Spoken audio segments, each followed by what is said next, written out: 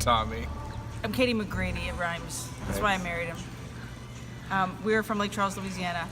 And, well, I'm from Lake Charles. Tommy's from Scranton, Pennsylvania. like The Office.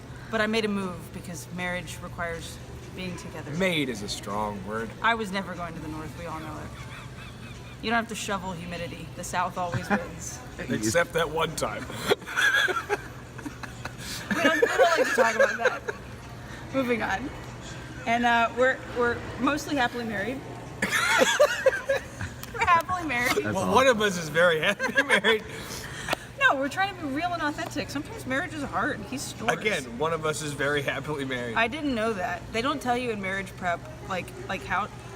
Let's get real, Catholic fam. They don't teach you how to share a bed with another person. So if you don't cohabitate before marriage, which we did not, you arrive at this honeymoon and you're like, you like flail in your sleep and you snore really loudly and. I woke up with a red mark in the center of my chest. In the shape of my ring on the third night of our honeymoon. Because apparently in the middle of the night, she went wham! And it's just almost broke my ribcage. It was a love pat.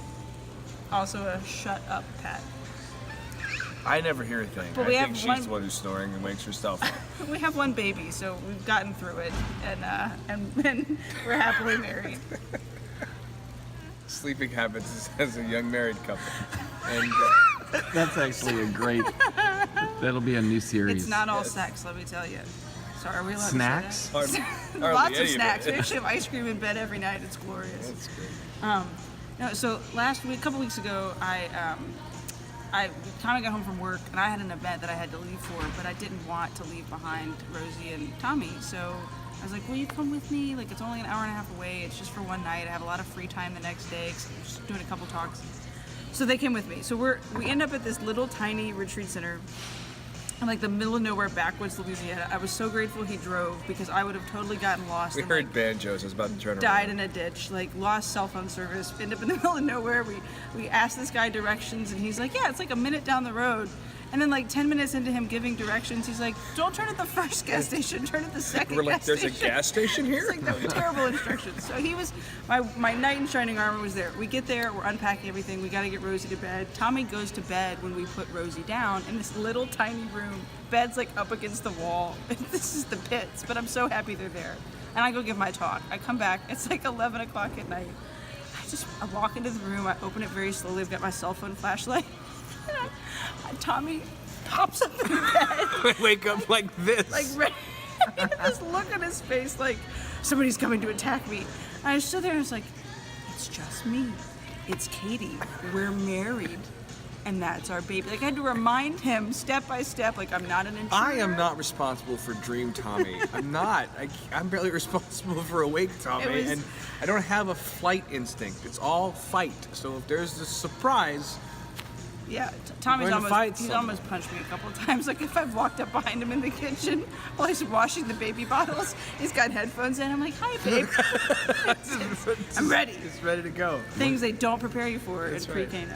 That's right. You have one of those. You do. Sometimes, Yeah, that's how you laugh at a little things. maniacal. I come up with a plan. We were long distance for what, 15 months. Sure. Yeah, 15 months before Tommy moved, and we went to Buffalo Wild Wings for like this fundraiser, and I had 6 wings left over, 6 boneless wings left over, 3 of each flavor. I was very excited. Put them in the fridge, like didn't mark them because Tommy lived with his parents before we got married up in Pennsylvania, and He still lives with his parents. he still does. Tommy Lee is great. You know, Sorry. my mother-in-law's in the back.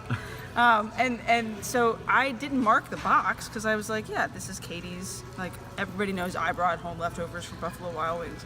So the next day at lunchtime, I go to the fridge and open up the fridge and the box is nowhere to be found. And so I go ask Tommy, like, hey, did you find, where'd my wings go? And he was like, well, I ate 3 of them. It's like, there were 6. Where'd the other 3 go? His mother had eaten them. My food was gone. It was just taken by my mother-in-law and my, at the time, boyfriend. Thank God he's out of the picture.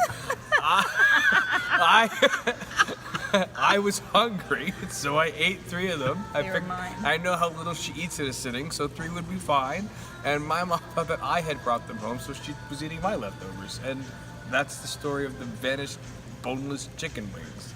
They were honey mustard and like Asian zing. I was really looking forward to them. What? So sharing it's not Sharing's a hard. difficult thing. Sharing is not caring in marriage. Sharing is painful, and it For requires some of us, it is. it requires you to stretch a little bit. I think the issue is, and let's get theological for a second, not in a snarky way. That was a terrible way to put it. I think like I was so just okay with like my own routine and my own system in life prior to Tommy ever arriving, and then we were long distance. So like our relationship was text messaging and talking on the phone, and then like when we'd see each other, it was like going on vacation for a few days. So like it didn't. I wanted to share everything with them because it was just a chance to like, oh, we're together on this little date honeymoon kind of thing. Yes. Like the world was suspended, and then all of a sudden, this guy that I loved was in Lake Charles. There all the time. All the time. And like I was used to my nice contained life, and here was like Tommy. Like I Buyer described. beware. Yeah. He's like Tigger from the 100 Acre Woods. Like he's just this constant bouncing energy, and I'm a little Eeyore-ish, right? Like I like just kind of liked to be in my space and in my zones. Like we have this weird thing where Tommy eats really fast. Like nobody's gonna take it from you. The food's gonna stay there. That's right, they're not. And Tommy eats I really, don't have a chance to. really, really fast. And I eat kind of slow. I like to enjoy my meal, watch an episode of television, or just like Wait 3 days. No, I just like to enjoy it. So Tommy will oftentimes at dinner, like he'll finish and he'll like start rubbing my back or like want to hold my hand. It's And she'll like go, get away from me. I'm eating. Like it's not a romantic I just thing. go wait over Like, here in the corner. I'm consuming my food. So we learned those quirks really quickly. But like even still, like we can laugh about it. I learned the course, but I still go right here and go from the head. There's no need. I'm Oh, eating. I'm eating. Sometimes I'll just go like this, and she'll go. I'm sorry. Now go pet But- the dog but because here's- I gotta give but- affection but- to something. Our love languages are very different. Complete opposite. He's love physical touch, and that's all you're getting.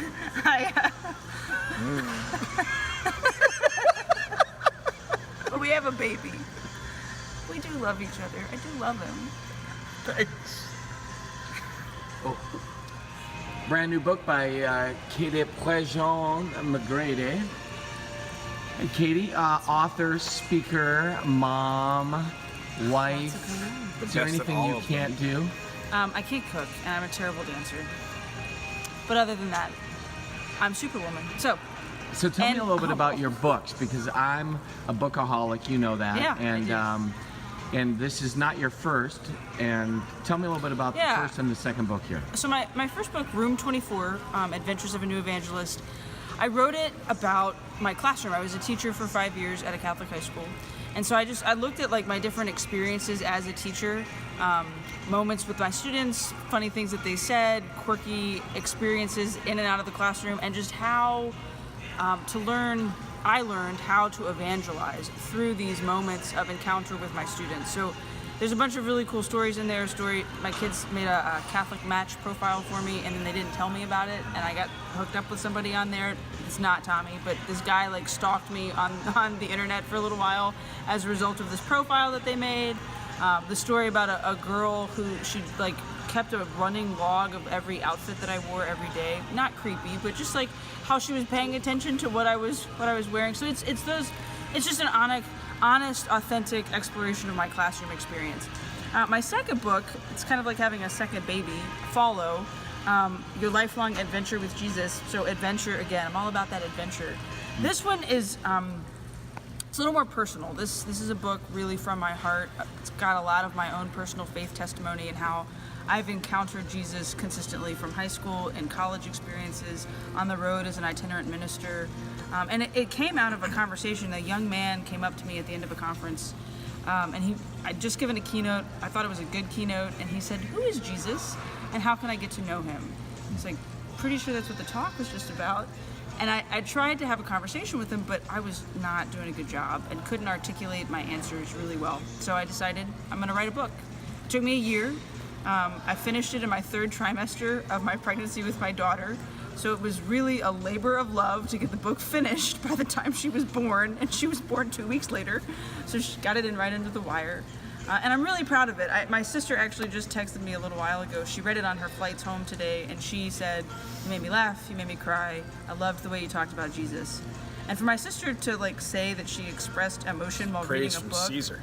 like she's a canon law student, so like she's very analytical and very particular about language, and she loved it. That really touched my heart. I was really proud that my sister liked it. So if my sister liked it, I think you'll like it. You can get it from avemariapress.com. Or on Amazon, or you can get it directly from my website. Sorry. What's your website? Oh, my website, sorry, katieprejean.com. I don't do this very Do you often. want to spell Prejean? P-R-E-Q-U-X-L-T. katieprejean.com, KATIEPREJEAN. No relation to Sister Helen.